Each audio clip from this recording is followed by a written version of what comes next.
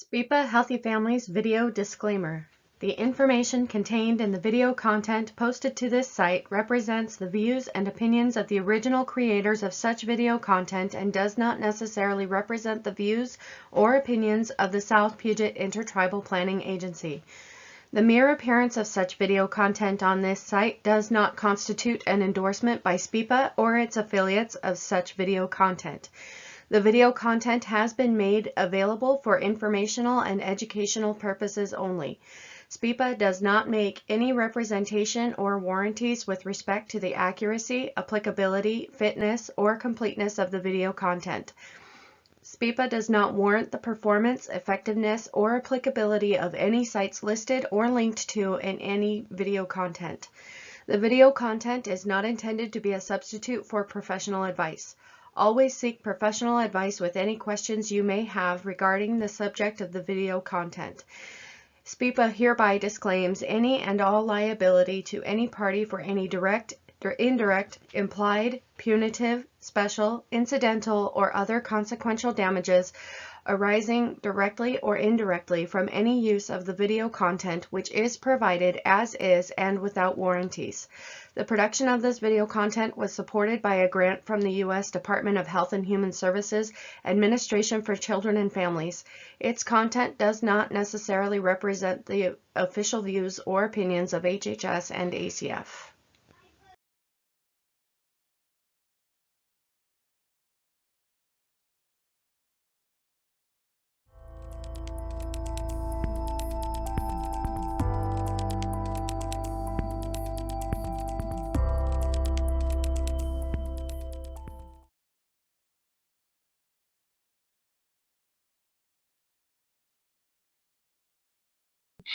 By 14, you're basically starting to see more of that brain development we were talking about being such a struggle at 11, 12, 13, where we're getting all that, those new synapses.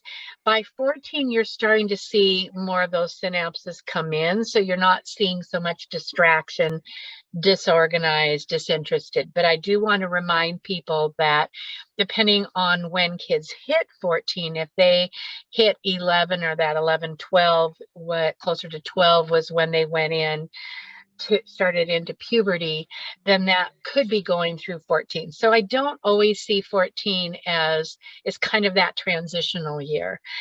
So there still could be some of that. The good news about 14 is, especially compared to, as we talked about, the 11 through 13, is it's just a way more positive year. So the 14-year-olds have way more energy. They're way more excited about their lives. Their friends are still more important than anything.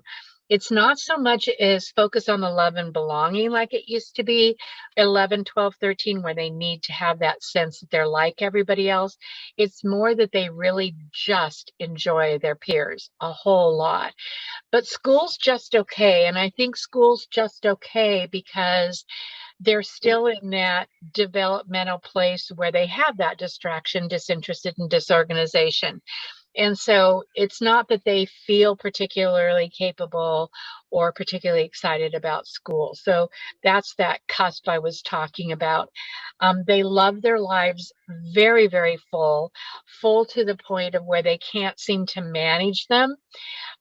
They're critical of dads now as well as moms, which is kind of nice because it was so focused on mothers.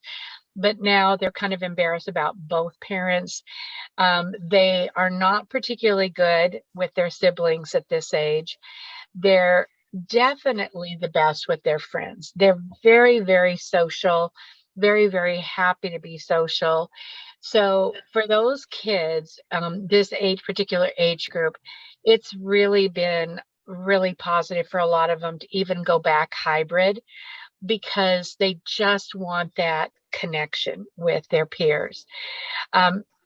They're definitely interested in relationships, boy, boy, boy, girl, girl, girl relationships now, and are open about talking about it.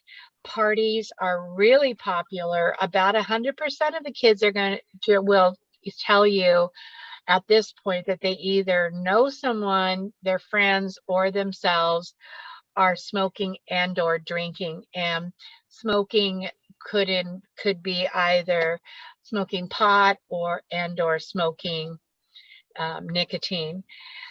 They really, really, for the most part, school's a way of them having each other and activity. It's not so much for the academics. They have a really easier time with adults now, but we're not the priority. If a friend texted, they would stop a conversation mid-conversation just to be able to have that conversation with their peers. So peers are definitely the place where they're focused. And they want to do what's right. So it's really 14 is kind of a sweet year because they are out of that really disdainful place.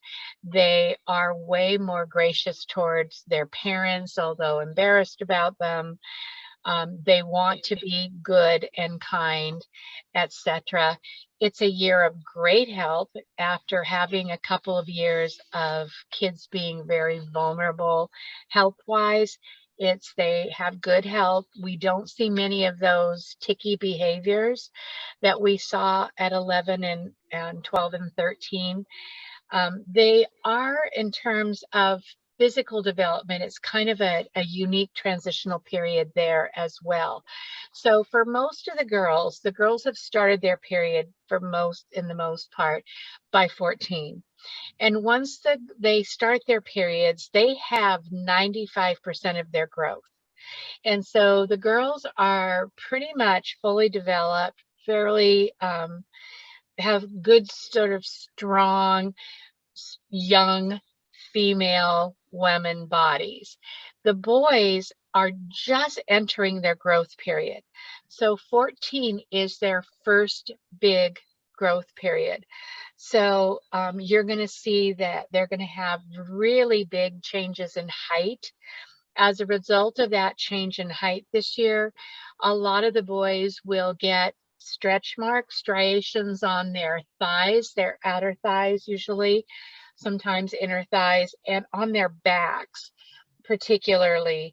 And they can be really bright purple, and it's very disturbing for them and for their parents sometimes to see them. I just want to remind people that's the kind of stretch marks for the most part that go away. And the reason they have those stretch marks is because they are growing at such a rapid rate that they are growing beyond what their actual skin is stretching. And so just reassure them, if they're self-conscious about them, that those will be fading and going away. But you'll see a lot of that. You also start to see them take on much more of an adult appearance. Now, I want to remind you, we talked about how there was a period in that 11, 12, 13 where kids can be kind of doughy before they shoot up. And this is one of those times where they could have been doughy and then shoot up, and you see them with kind of that more adult male body. However, this is their first big growth period for males, and there is another one or two that will come. And so they could, and I want to remind them, and for you to remind the boys, that they could go through other sort of doughy periods again and then shoot up again. So you could see that kind of come and go. And so you're just going to start seeing though more musculature than you did earlier, as well as height. Most of the kids at this point are going to have, at the very least, a hoarse voice, if not a deep voice. A lot of them are mistaken for their mothers at this age because they're just deep enough that they don't sound like children, but not so deep that they sound like adults for some of them. So they get embarrassed because sometimes if they're especially on a phone conversation, they'll be mistaken. And masturbation and ejaculation are pretty much the norm at this point. And so one of the things I want to remind people about is that there should be talk about hygiene now for boys, just like there's talk about hygiene for girls when they start their periods. We want boys to be conscious that this is a normal process. That yes, this is going to happen where they are going to masturbate and ejaculate, but they have to be responsible for the hygiene. That means that they have to change their beds, take dirty linens, take dirty underwear, whatever they happen to have, and put it in the washer. And the approach is basically that you reassure them that you're not going to be asking questions or making comments, but that they do need to be responsible for their hygiene around their bodily processes. Okay, so before we move on, questions about any of that?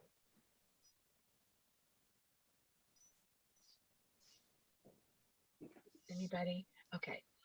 All right. Self-care wise, they are heavy eaters. They're very hearty about their eating, but they are, again, as we've seen kind of come and go, sensitive about texture and smell. So you might hear them, sort of smell their food and say, I don't want to eat that, or that, that's a weird texture.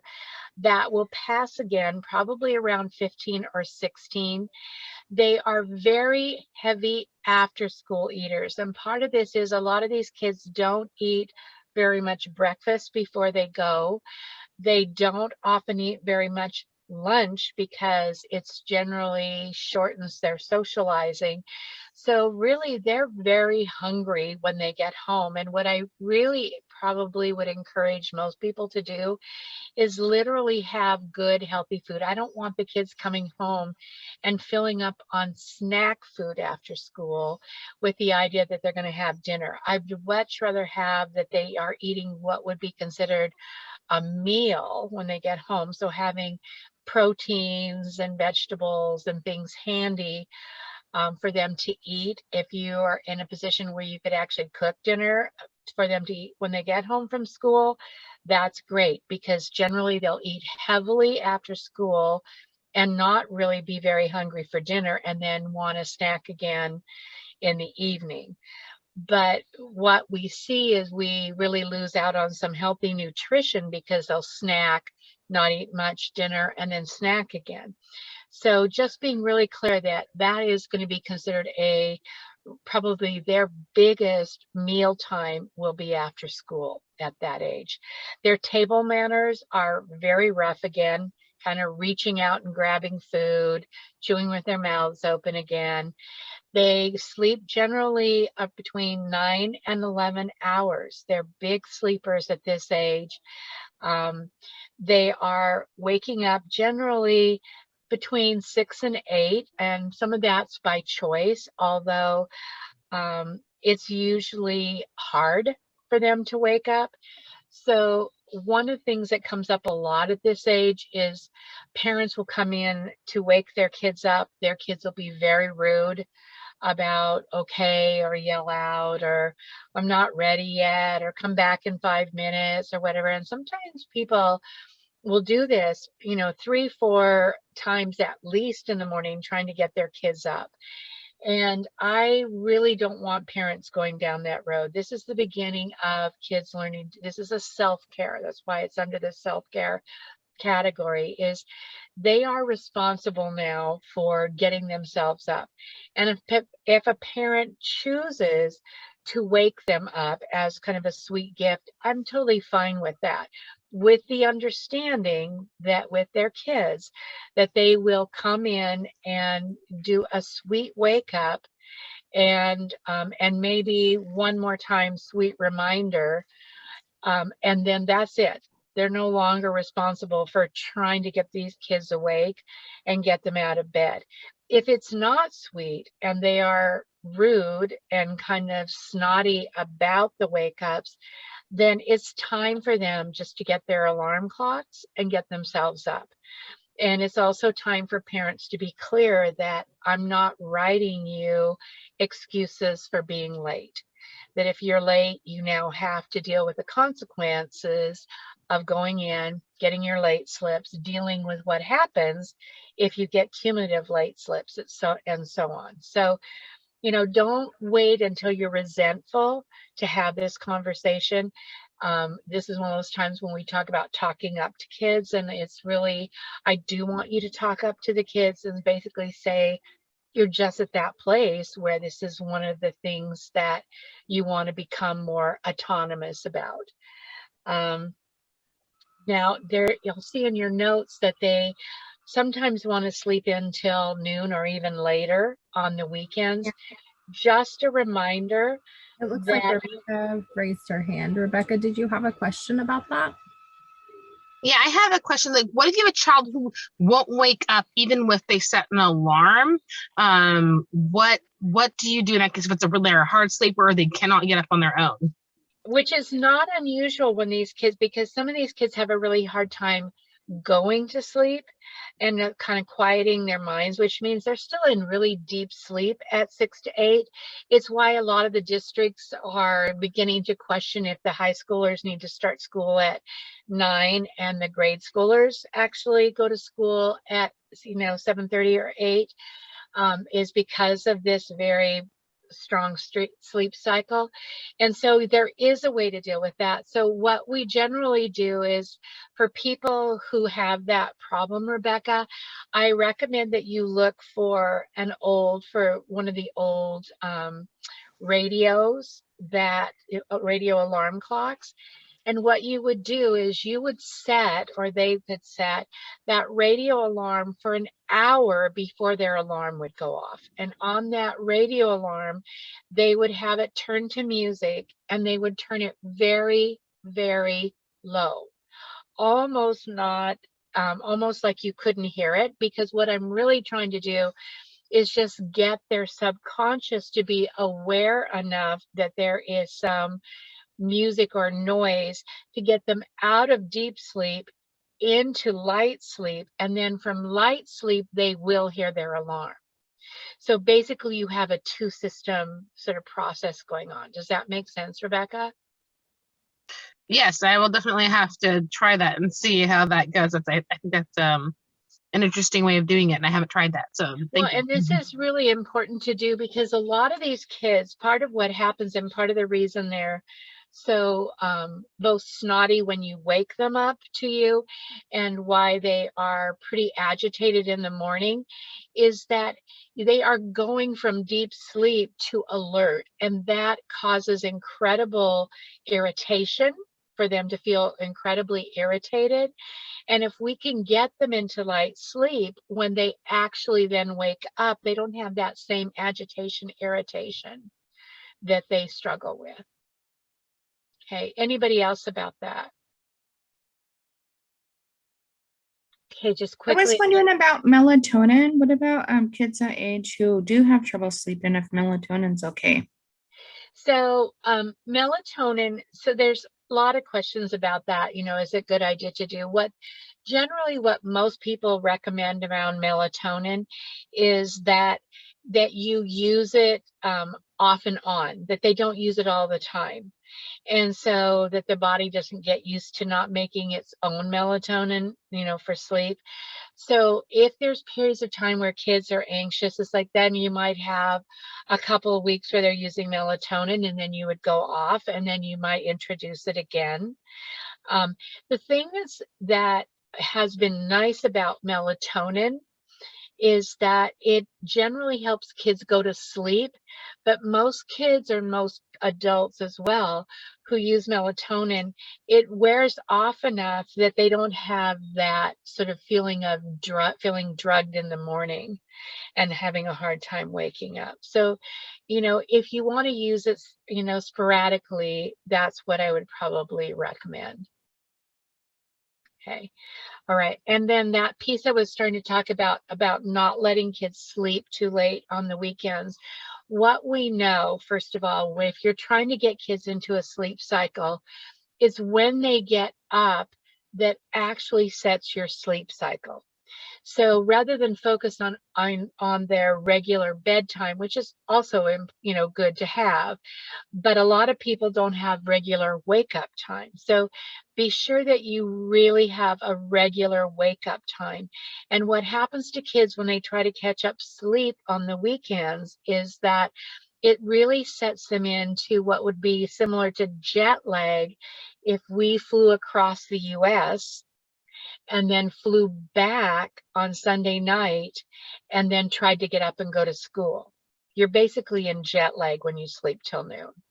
And so if the kids want to take an extra hour or so in the mornings when they're not in school and catch up on a little bit of sleep, I have no problem with that. But letting them sleep until noon actually is one of the things that they now know is causing kids to have a really hard time on Mondays and Tuesdays, because they basically are functioning like they're in jet lag on those Monday and Tuesday mornings. So trying to see if you can get them on a more regular wake up sort of schedule is probably a really good idea.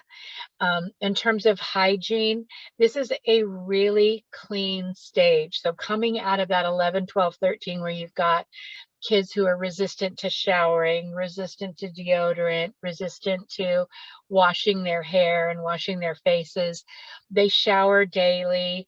They're very clear about wanting their hair clean and combed now. So it's definitely a way more sort of conscientious about hygiene period for them.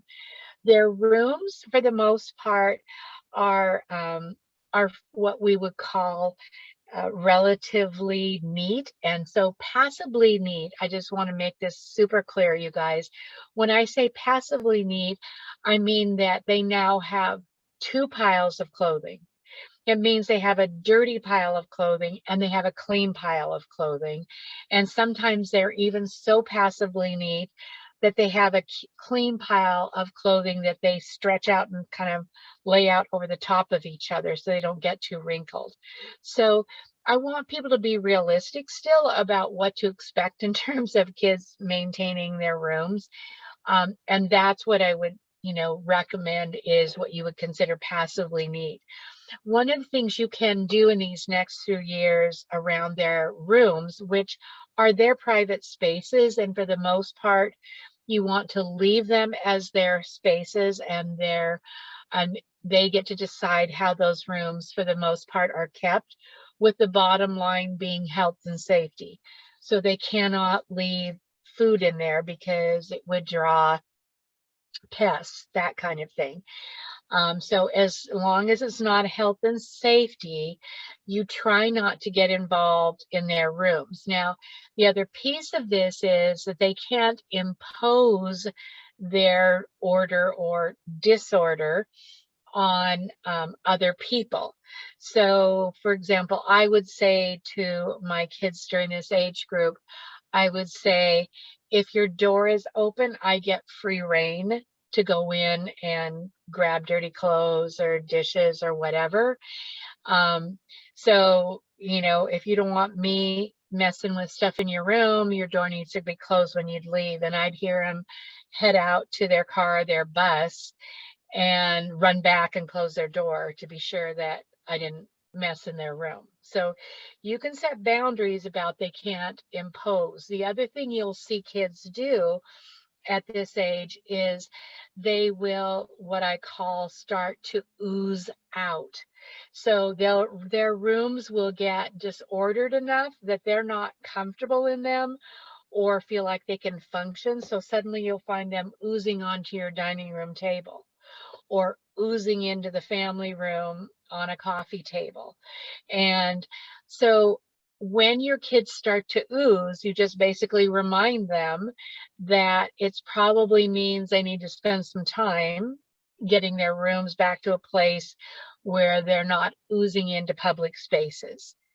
And one of the things that is actually really sweet to do is what I call gifting a room cleaning.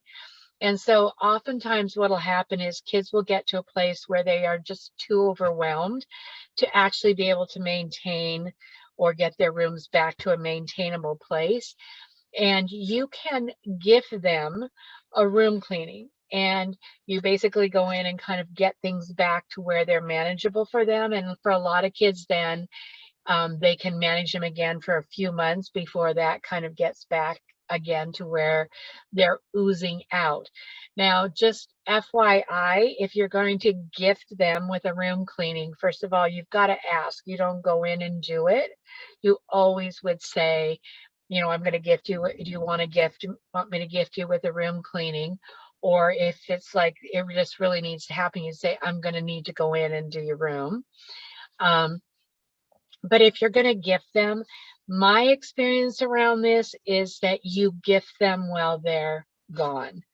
I just know that when I've gifted my kids when they're there with me, that my own behavior is less than stellar because I am freaking out as I pick up dirty clothes and find food under them, or and then I'm ending up yelling as I'm gifting them, which is not a very nice gift. So if you're going to gift your kids, gift them while they're gone so that it truly is a gift to them to get them sort of back on track. Okay, so questions about that piece? If we let them like kind of have free range of the room without any, like, how do we teach them how to organize and clean up? To me, that's a life this skill. comes up a lot, you guys, that people will say that. And what we know about cleaning is, first of all, for most of you, for up to this point, up till these adolescent years, most of you have cleaned and organized your rooms with your kids. So they have seen you over and over do this process. What we also know is that how kids maintain their space when they are adults has more to do with how you maintain your space as adults than it does in forcing them to clean a room. Is everybody understanding what I'm saying? So really, your biggest impact on your kids really going into adulthood with organizational sort of hygiene, you know, in terms of environmental hygiene skills, is more about your model, what they are comfortable and see in their model in their home. So their rooms are not going to be, if you think about it, you guys, your rooms are not, at your own rooms as adolescents are not indicators at all of how you are as adults. Okay, so does that answer your question, Layla? Yeah, but I just still worry because I know it's hard to trust, but the you know, other it's parent interesting. is like a slob and I know. they see that. I have to say though, I mean, it was easier after I saw, one or two of them get through to see that it was really true. Because I mean, it is fascinating just for me to see that, that even by the time they got even sometimes their dorm rooms or their apartments were way cleaner and kept up than their bedrooms were. And so you may never see that until they leave your room, Layla. But I will honestly attest to, I think there's actual real truth in that sort of order piece. So do they need to know how to make a bed? Yes. But that doesn't mean they're going to make their bed. Do they know how to sort their dirty clothes? Yes. Doesn't mean they will sort their dirty clothes until it matters.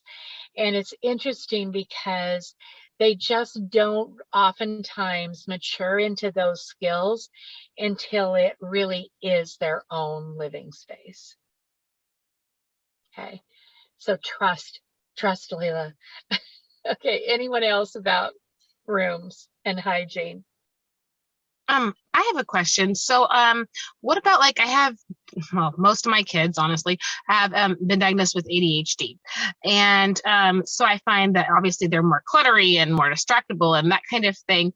But I also feel like sometimes when their rooms get too cluttery, it affects their ability to focus more as well. So how does that relationship work with that? And so that's a great question because it does make a difference. And so by the time your kids start to hit this 14, 15, 16 age group now, we're going to be doing a lot more talking about kids learning to be more self-directed, self-monitoring, self-aware. And you would literally talk about that. You would literally say, you know, you function more efficiently when your room is less cluttered. And you will say, it seems like this is the level that I see that you function less capably. And so, you know, this is so that eventually they're going to recognize that that order is going to be important for them to be efficient. So in this early period, 14, 15, even part of 16, you'll be doing a lot of coaching, drawing their attention to it, and directing. You'll actually say, it's time, you need to do it because you need it for your focus.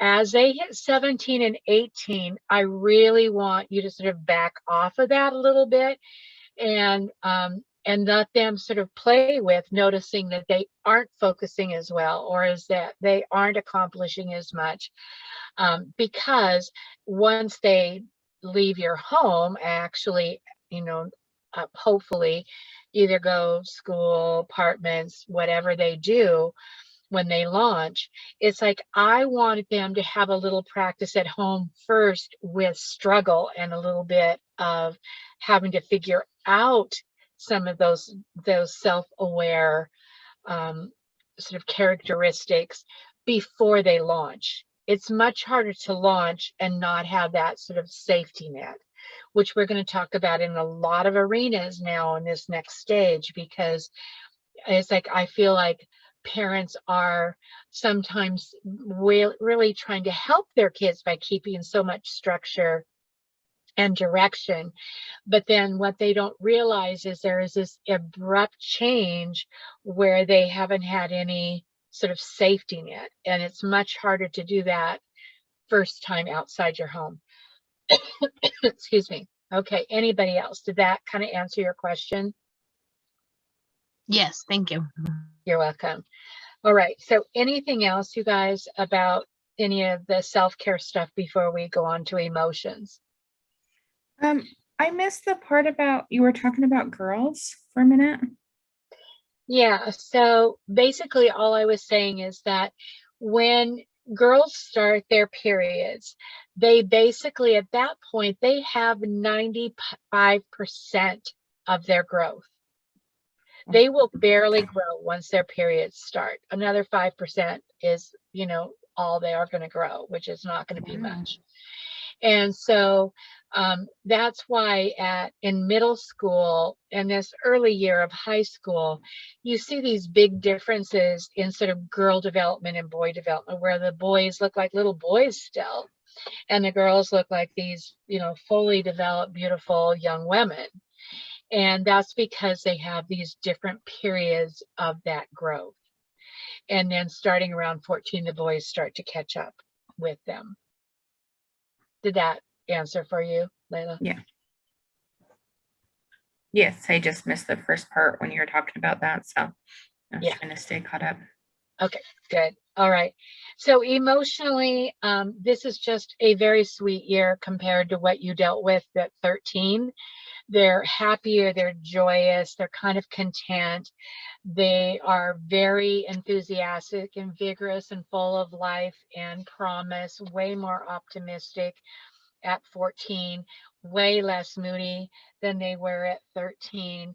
The boys especially start to throw their voices around, mostly towards siblings, sometimes towards mothers. Be really careful about being clear that those big, loud, deeper voices are not power, and that they can't and will not use them as power. And when you see them using them inappropriately with you and or with their siblings, that you call them on it and say, you know, we call that cheap power. That's not, you know, there's good power and there's cheap power. And that's cheap power, to use your voice that way. I really don't want them growing up, but, you know, you have to remember that a lot of them have the model of adult men using their voices to intimidate, which is not a good model for those of you who, you know, are listening to this who are males. So really teaching as early as possible about what's appropriate and inappropriate power for your boys. Their main fears are about being embarrassed, and the most embarrassing things are generally their parents at this point. They're not big worriers, which is a big relief for those of you who have anxious kids, because you get a year of their anxiety being way more manageable than you saw at that 11 and 13 sort of age group. And they're very open about feelings. They really talk about how they feel. They want to talk about how they feel. So it's a nice year for building rapport, for getting a chance to sort of give little sound bites about, what could be useful for them to start to navigate and so on. Interpersonally, the kids are kind of out of their room. The girls especially are coming out now. They're communicating more. They tend to still have problems with their parents, sometimes more directed at moms, but not like we saw at 11 and 13. They have more friends they're focused on common interests now. They're starting to sort of play with, what are other people interested in. But the reality is the bigger focus at 14 is crazy and fun. They're very in to sort of what's fun, who's having a party, who looks like they're having more fun, and so on. So you'll see kids actually, and from now until 18, you'll see your kids not make plans. And it's crazy making, because the rest of the family is trying to plan around, are you going to be home? Where are you going? What time are you going to go, etc. They will wait till the last minute to make plans because they are looking for their best option. So they don't want to make a plan and then find out somebody's got something more fun that's out there for them to do. So sometimes you have to be really clear. It's like, I am available to give you a ride somewhere at this time. I am willing to pick you up as late as whatever this time. And so you may have to set the boundaries rather than wait for them to have these last minute spontaneous plans that they make up. They talk a lot with their friends. They're going to be talking a lot more with their friends now, probably, than with their parents. And this, I just want to say, is healthy and it's normal. I want them to be safe talking to you. Your job is to be safe to talk to. You can't make them talk to you. Now, with that said, I also think there's a lot of grief around that, especially for those of you who have kids who have been very self-disclosing. To have them suddenly sort of shift that disclosure to peers feels like a big loss and a big disconnect. But I just want to say it's just another level of letting go, and that it is normal development for them to be making that shift, to be talking about things with friends, probably more than parents now. So, okay, anybody else about that piece? Okay, boys wise, kind of an interesting age because they are getting this big growth spurt. They are sort of playing with their bodies a lot with each other as well. So there's a lot of teasing each other about being fat or being skinny or being short or all kinds of things. They're just sort of playing with these new bodies, and they are very much backslappy, kind of jokey with each other, but they are incredibly sensitive about their bodies at this age. And I really want you to have a talk with your boys about this, because there's a lot of body image, self-esteem issues that come up because the boys aren't as honest with their feelings. They may pretend and laugh with their peers, but inside they are devastated about what their peers are saying or teasing them about. So I think it's really important that you talk to the boys about being careful about what they say, to check in with their friends about, are they okay with this, whatever those behaviors might be, because they're actually very tender-hearted. They really are protective of each other. They just don't give each other good, clear signals about what's hurtful and not hurtful. So a lot of sort of coaching during this age to keep from there getting to be big self-esteem issues or even friendship issues that can occur out of this. They're definitely expanding their interest in opposite and or same sex, depending on their sexual orientation and gender awareness. And they are kind of subtle though still. So a lot of the kids will say things like, if someone would ask you to a movie, would you go? Somehow by putting it sort of a little distance away, it protects them from that early rejection that they're afraid of. So you'll see them do a lot of that kind of subtly kind of talk. Now, at the very end of this, I want to talk about, this is the beginning of spontaneous parties.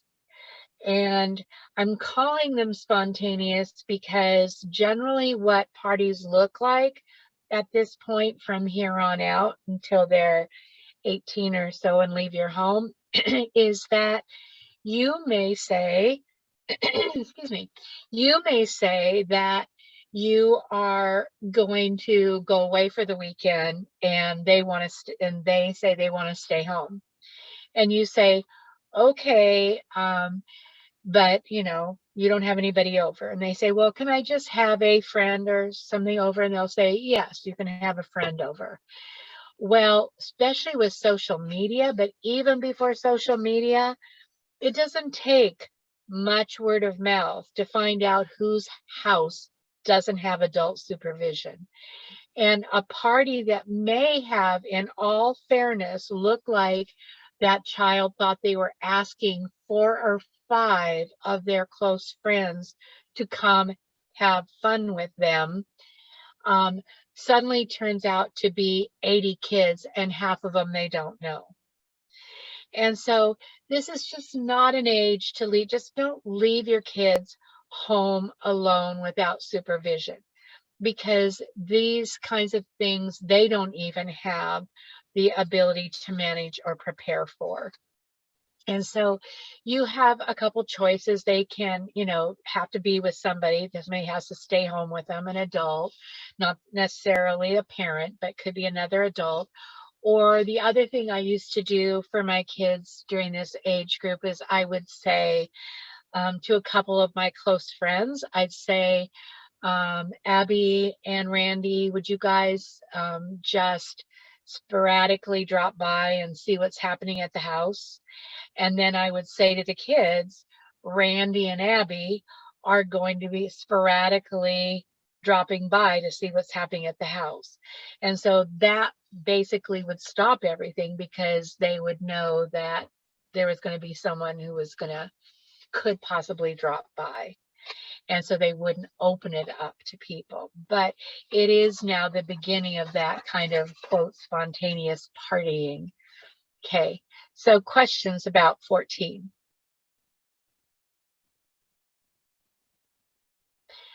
All right, before we go into this next stage, you guys, which is the 15 to 18, and this next stage isn't divided out as much. The only thing that's divided out is the years of equilibrium and disequilibrium.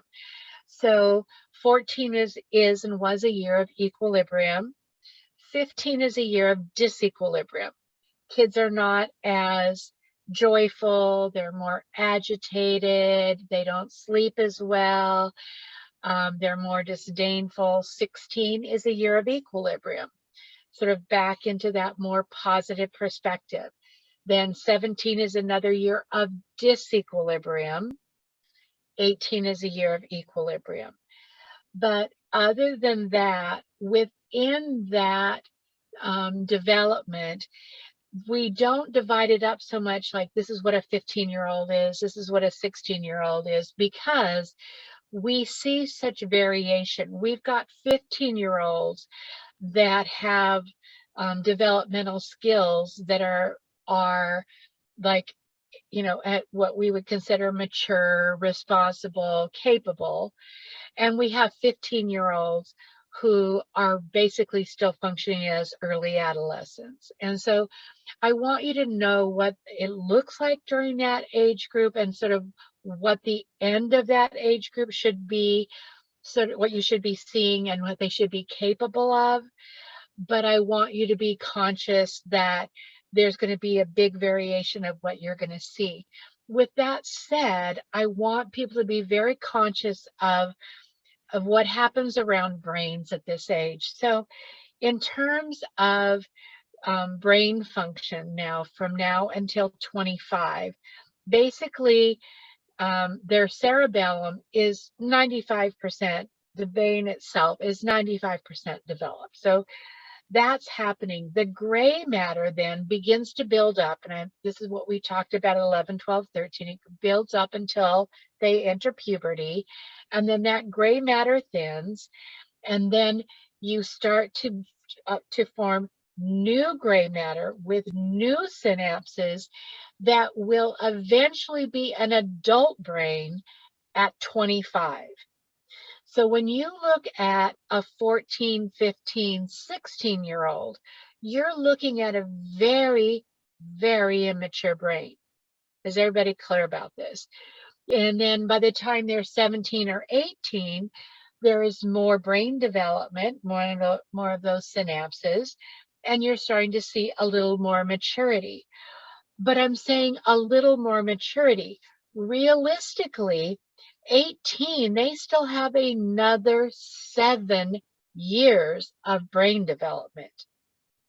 So part of what sets parents up is sort of that idea that you have to have your kids capable and responsible by the time they turn 18 and launch. That is not a realistic expectation. They are halfway through their adult brain development. And the last thing that develops in adult brain development is basically their executive function. Now, when we talk about executive function, that is the ability to predict consequences. They still, even at 17 and 18, don't predict consequences particularly well, because they're only halfway through that executive function development. They still struggle with organizing their time and their environment. They're halfway through that executive function. They still are not necessarily good at making well-intentioned decisions. And so I want people realistic that they should not be getting messages like, you should be more responsible than this. They shouldn't be more responsible. They are as responsible as they can be for someone who has a brain that's functioning halfway.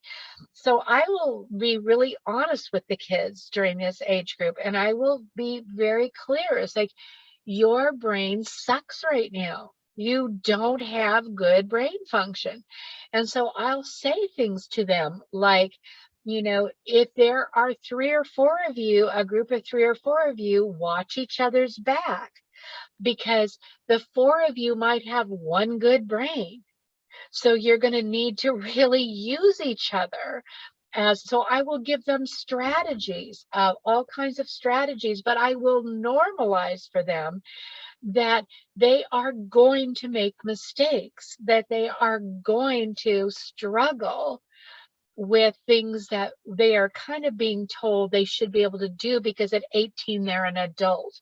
At 18, they are legally an adult, but they are not adult brain-wise until they are 25 years old,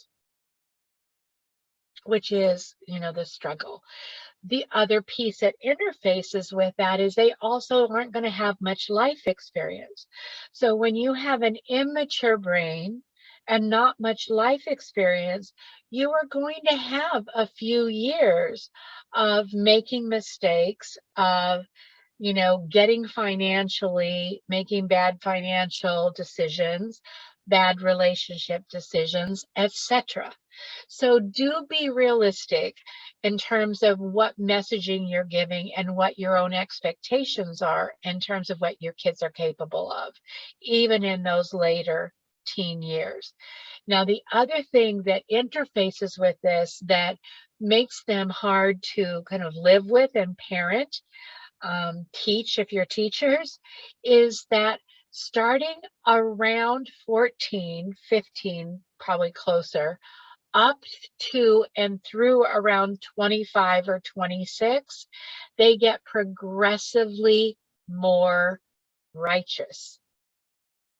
And so they absolutely get more and more black and white. They get to that place of where if they'll say things like, if you're not vegetarian, you're just evil. There's no, some people think like that and some people don't. Things are black and white, and how they believe and what they read and what their friends tell them is exactly what it is. So there's a lot of biting your tongue, because you could sit and argue with them till you're blue in the face sometimes. And there's a lot of just having to say to yourself, yes, and kind of laugh to yourself. They think they know that this is how things are, but they are going to find out with a little more life experience that they aren't this clear. So we'll often see kids during this age group, for example, be very critical of their younger siblings' behavior, of their parents' parenting of younger siblings, because they are absolutely convinced that they could parent their sibling better than their parents could parent their sibling. But that's that righteousness.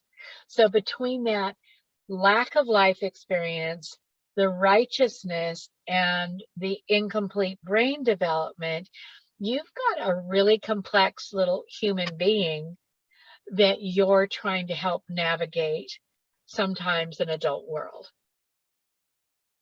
Okay, so questions about that piece before we sort of move on? Or anything about questions about brain development at all? Okay, so let's just talk about some of the things you're going to see now in the older teens. So when, and I'll try to sort of see if I can give you what it looks like on the continuum. So they definitely reach their sexual maturity early. That's going to be somewhere around 15. You're going to see them reach sexual maturity. 2/3 of the girls, 3/4 of their boys will have had their first sexual intercourse by the time they're around somewhere in that 15 to 18 age period. And so that's a lot, the majority of them, obviously. And just to put things in perspective, 43% of your 14-year-olds will have had their first sexual intercourse. So I say this because I think a lot of parents really don't think of their kids as being sexually mature or vulnerable until they start to get into older teen years. And by that time, a lot of your kids have already been sexual. So it is really important that you start around 13 or 14 talking about sexual values, talking about boundaries, talking about choices, talking about safety, talking about function. It's just a lot of information that you want to start doing in what I call sound bites. You don't sit down and talk about sex in one fell swoop. Is everybody clear about this? Because your kids will get maybe 2 or 3 sentences and the rest will just go over their heads because they're going to get flooded. So you will look for opportunities to give a sound bite around sexuality. So you might say, I don't know if you're aware, but girls, when they have an orgasm, release a bonding hormone, the same hormone that is released when you're nursing. So girls, if they have an orgasm, are going to bond to their partner. Boys don't have that. That's important information for girls and boys in early sexuality, for example. So you're going to give little sound bites. They're going to help your kids navigate this. So you're going to want them clear that when they decide to become sexual is a choice and not something that they should feel pressured into. So little sound bites is what is going to be useful to help them navigate. But those sound bites, I don't want people waiting until they're 17, 18 years old. There's a chance that they may not need that information until that age or older. But there's a lot of chance that they could use information before then. Okay, so questions about that sexual maturity piece.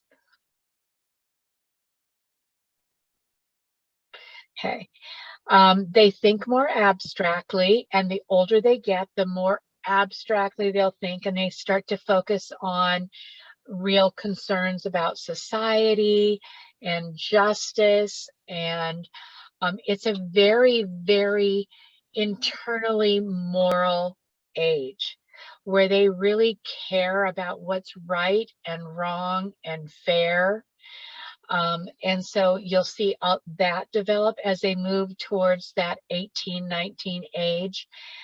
School becomes more and more boring.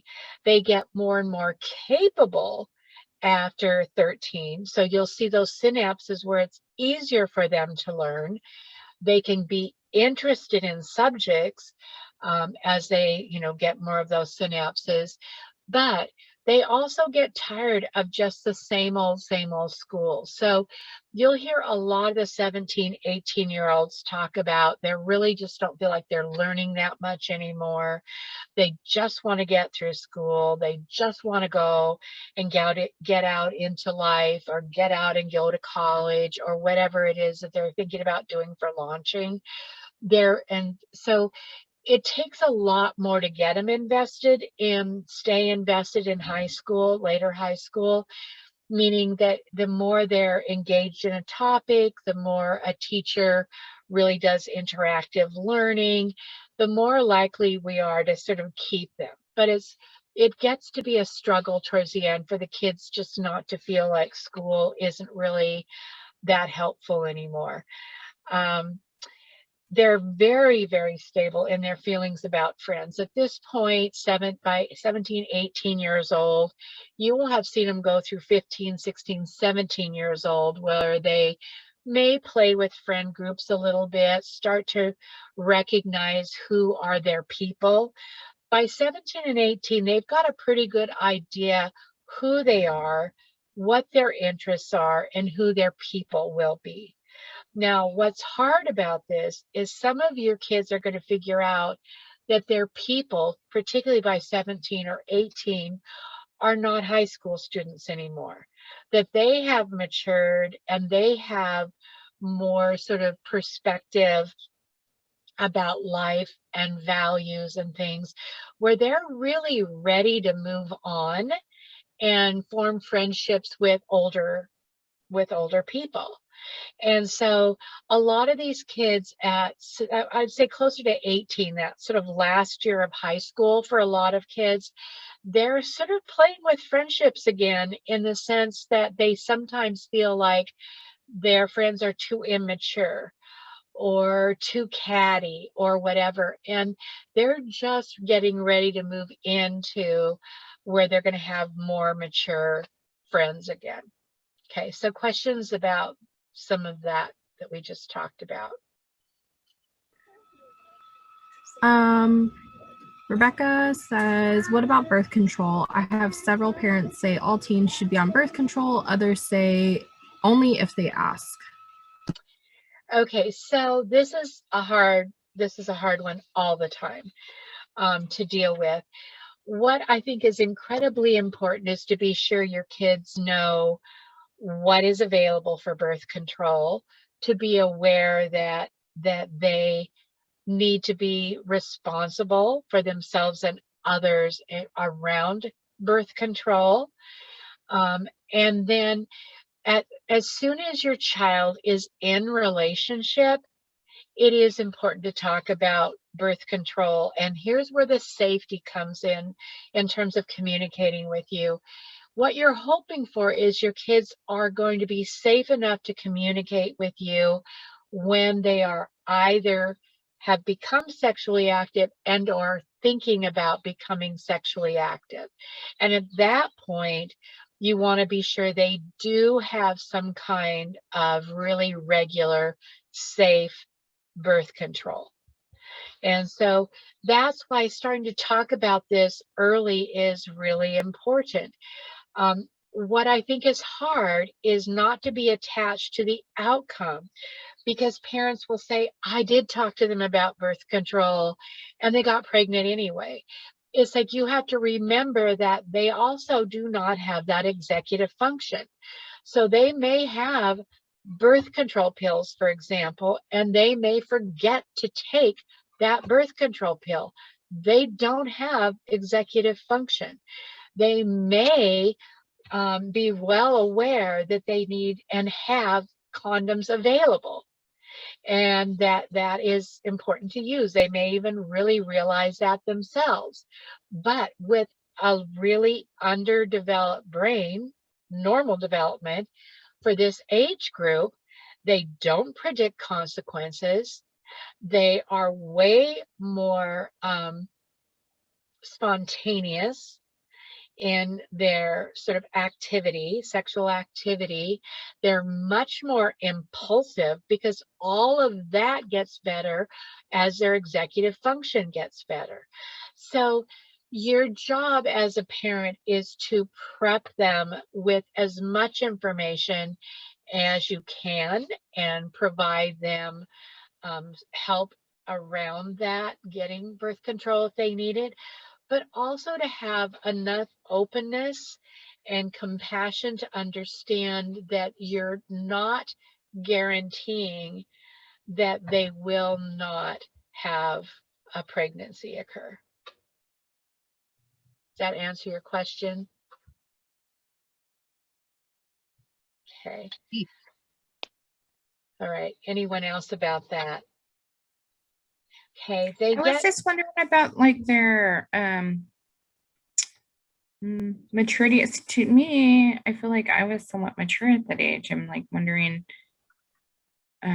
like safety and stuff. Is that something that they think about or consider, like safety? And you know, it really depends. I mean, you have to remember that even if you think back about it, Layla, I mean, you knew your friends that temperamentally were more cautious and were more, you know, sort of stepped back and thought about it. And you knew your friends that were way more impulsive at that age and didn't worry a lot about safety.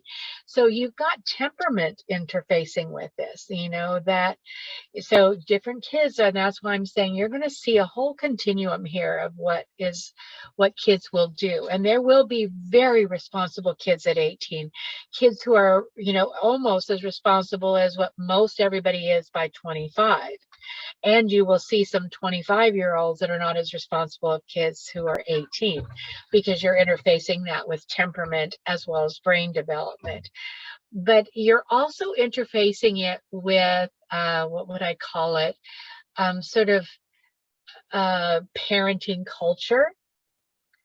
And I think that as a sort of in general, we have been much more child focused in our parenting in the last generation or two, and much more protective, much more willing to sort of keep our children comfortable and safe rather than letting them sort of struggle and figure out some things. So that in some ways, I'm seeing that kids are less mature than maybe we were at 18, where our parents actually did let us have some struggle and see sort of the outcome of some of our struggle.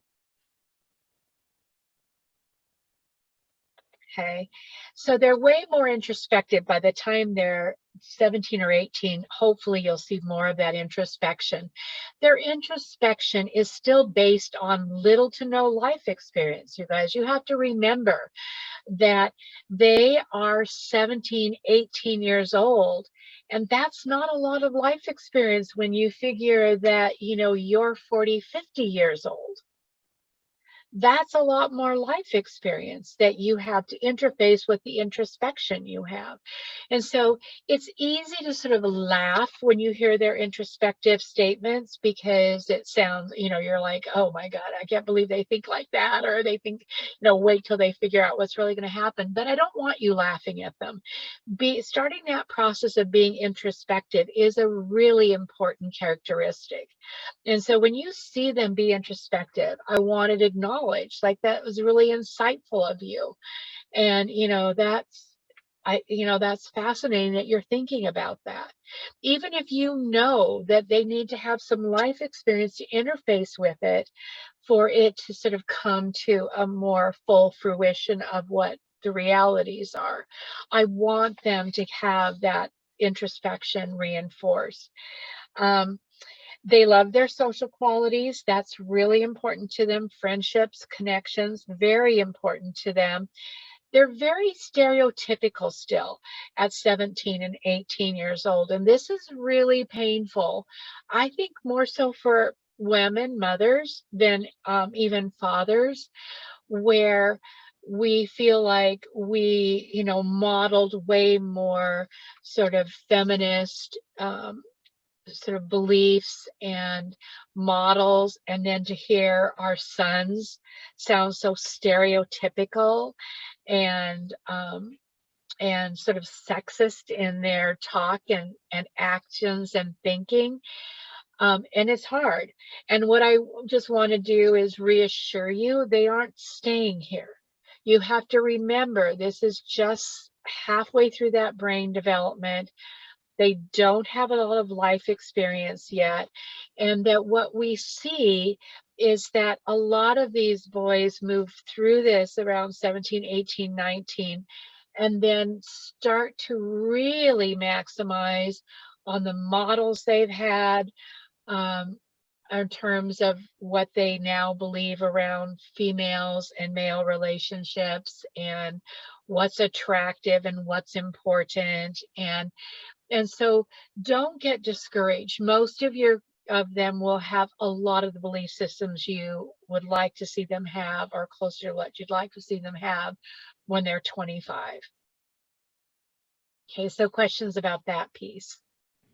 I was just wondering, is it fair to put like the responsibilities on our kids, for kids, their friends that ain't making the right choices or doing bad in life, like to talk to them and kind of like... I say it to them more as just, because I sometimes will see kids in groups. Like sometimes kids will come with 2 or 3 friends to counseling to talk about something. That's just what they like to do.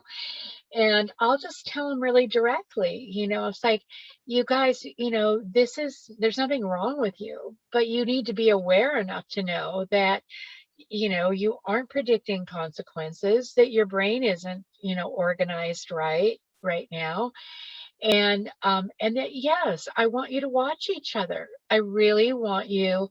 And I don't want them to feel responsible. That's like, I don't want a 17 or 18-year-old to feel like they were the ones that didn't keep a friend from getting pregnant, or that somehow they were responsible because their friend got into a car accident, because they were using alcohol or drugs. It's like, they're not responsible for each other, but I want them to have that sense that they are resources to each other. That it is one way for them to compensate for that immature brain development. One way to compensate is to use each other when they can. So it's a fine line between having them feel responsible versus, having them recognize they can be a resource to each other. Does that make sense, Layla? Yeah. Yes. Okay, good. Yeah. So, yeah, so that's basically kind of what you're going to sort of see in terms of sort of how that development sort of plays out. Now, some of the other things that you're going to see that I want you to be conscious of is that they're going to get more and more independent in their functioning, should get more and more independent in their functioning. I really want people to remind yourselves that at 14, 15, 16, you're still going to do a lot of directing. You're still going to do a lot of monitoring, a lot of checking, a lot of coaching. As they hit 17 and 18, I generally want there to be sort of a paring back of, not necessarily watching so closely, directing them about homework, reminding them about, curfews. I want them to start to do some of that self-assessment. I want them to make mistakes while they still have the safety net of home and adolescence, and not when they're 18 and 19 and their mistakes are going to be adult mistakes by law. So I want there to be a little bit of pulling back and letting them sort of begin to see how the world works in terms of consequences, outcomes, learning how to do some self-correction and self-moderation. So you're going to be parenting a whole lot more in those early years of high school, pulling back a little bit at those other years to sort of help them go to that next level when they get ready to start launching from home. So you're going to be working on that, becoming more independent in their functioning. You're going to be really encourage them to be more and more let me turn that off, you guys, sorry. More and more aware of sort of who they are and their authentic characteristics and what they can do and what they're capable of. You're going to want to be sure that they know how to delay gratification. If you're not seeing a lot of capability in delaying gratification by 18, we start to get concerned, because then we're talking another 7 years without really much adult supervision if they launch. So in that 16, 17-year-old or 17, 18-year-old place, you want to be really clear about, I'm not going to rescue you if you run out of gas money. You run out of gas money, you're going to have to live with no gas money, because I want you to learn to delay gratification. So part of what, we have to do as the adults around them as they move into these older ages is we have to be sure that we're setting an environment up that they can learn to self-assess, self-moderate, self-regulate. Okay, so questions about that piece. What if you see them diving into like risky behaviors, like where they're drinking excessively and addictions are starting to form? Then you're going to be really clear. You're going to talk about there's health, and that's definitely health and safety. And you're going to be super clear about boundaries. So, you will be clear. It's like, you cannot drink and drive. You don't have access to a car. You don't have access to insurance as soon as that becomes an issue. Not to say they can't make a mistake. Is everybody clear about that? Then you talk about, what does the safety plan look like? What would you do if you're in that situation again, etc. But, once they've made a mistake, you've talked about a safety plan and it begins to become habitual, then you're going to intervene with you have not got this self-regulatory behavior down. So therefore, we've got to step in and set boundaries around what you can and cannot do until your brain develops to that place. That is hard. It is freaking hard. Is everybody clear? It's like, I just want to say, those of you who are there, those of you who are working with parents who are there, it's like, this is incredibly challenging period of parenting Where's that? because the consequences of mistakes are great. They're much greater than they were with their 10-year-old or even a 13-year-old for the most part. And yet at the same time, they have to continue this development in terms of getting some life experience and learning how to self-regulate. And so that finding that boundary a lot of times is a lot of work. It's hard to not want to go into being punitive because you're scared. But if you're too punitive, you lose rapport. If you lose rapport, you don't have communication, and then you don't have a way to coach or monitor them. So it's a lot of balancing, and it feels exhausting, and you feel like you're really old. And I can just remember feeling like I would get through this with my first child and I feel a million years old. And I was probably 34. And then I got young again. And then 9 years later, did it with my next child and felt really old again. And they got through it and it was young again. But while you're in it, it is incredibly hard to really do it well. Well, I think what I'm struggling with is how, I'm gonna mute.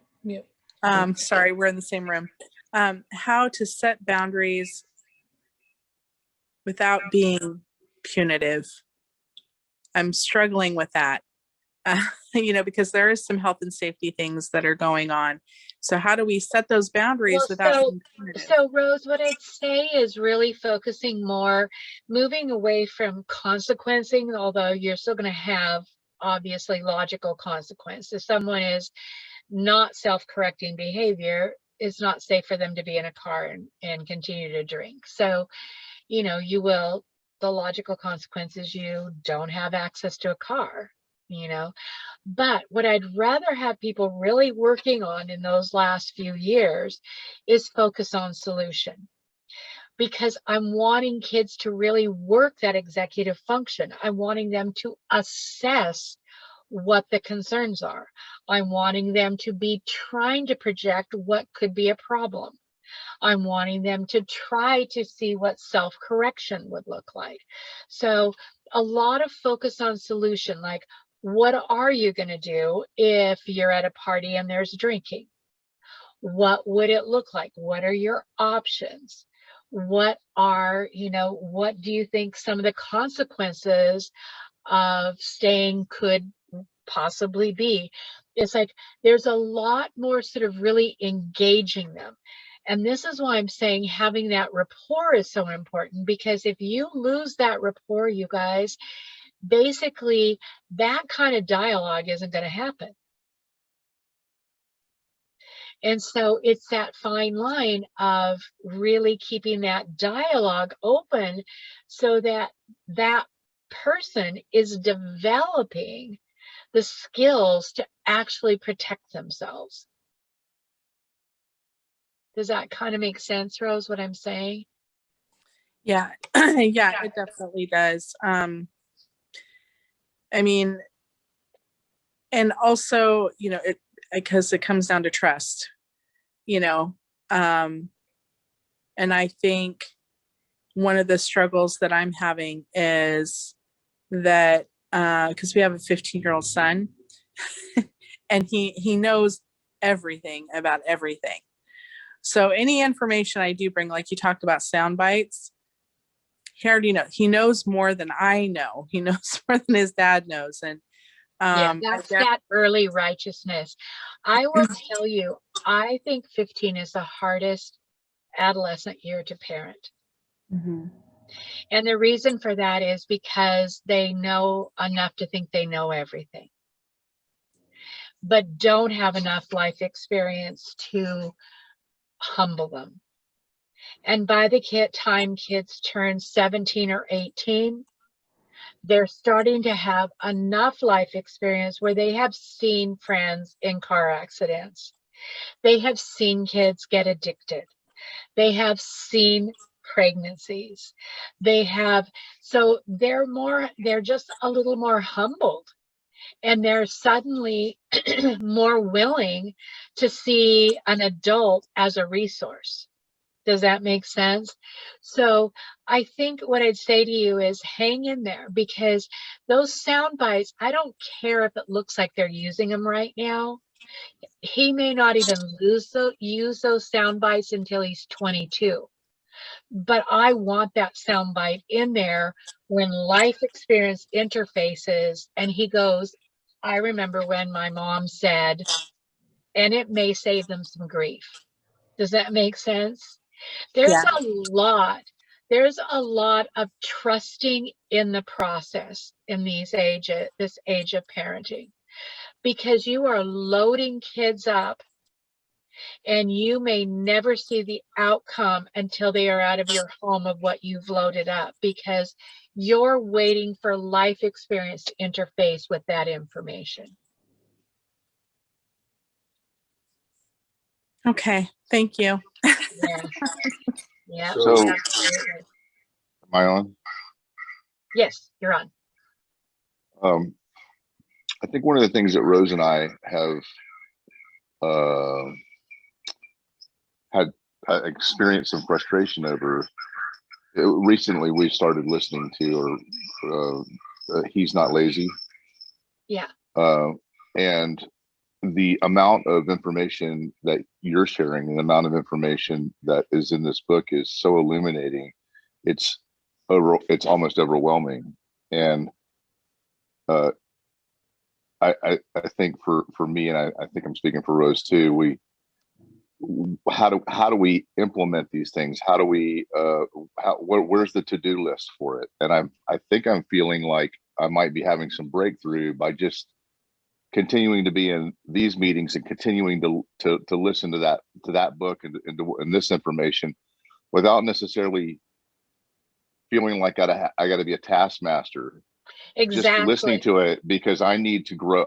His growth is directly related to my growth. Absolutely. Right. Absolutely. And I want to remind people, it's like, we're talking about focus on solution, and we're talking about developing some of this, some of this brain development with your kids. We're talking about, but the bottom line is that they are watching us like hawks at this age. Watching us like hawks. And one of the main discipline techniques at this age is you. It's like they need to see you doing life and walking the talk, because they are experts at recognizing hypocrisy. And so, there's the word.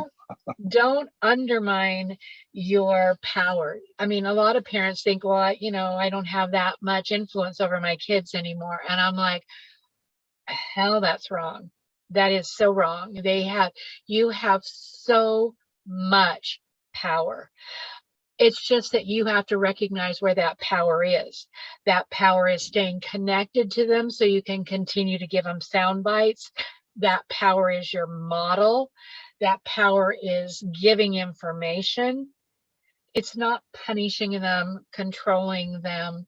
Is everybody clear about that? It's like really understanding what your power is what's going to get you through this. And you are right on when you say, I have to keep really sort of integrating and growing in this.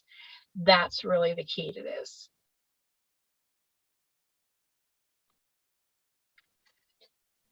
Alex was sharing with me the other day, just in an older daughter father type of consultation about the importance of, my mind wants to say, well, I've got all this stuff to do, but I need to be 100% into my son or my children. And her counsel to me, which I think is what you're saying here, was I think you're thinking too deeply into it. I think if you give 5 minutes of shooting basketball hoops, or that's a sound bite, right? And so And so when it comes time to have the hard conversations, there's some connection there. Absolutely. Absolutely. I'm saying all the time, your power is staying connected. You lose that, you don't have any of the tools to use, you know? So absolutely right on. Yeah. All right, you guys, I know our time is up. I mean, so be thinking about it, because we can talk more about, as you were talking about, you know, do we want to talk more about what does it look like then to parent? What would the techniques look like to parent during any or some of these ages? So be thinking about what could be helpful to people after, you know, after this, because I know our time is up. Any other questions, you guys, before we get off?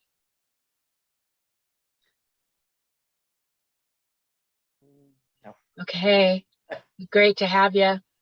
Thank you, Candice. I really Thank you. appreciate you. Thank you, Candice. It was great. Great information. A lot of people have been talked a lot about you, and you lived up to everything. I'm just telling you, I don't write notes that often, and I've got a whole book in front of me right now. So thanks for that. Appreciate it. You're welcome. You're welcome. I'm glad it was useful. All right, you guys. See you tomorrow. Bye.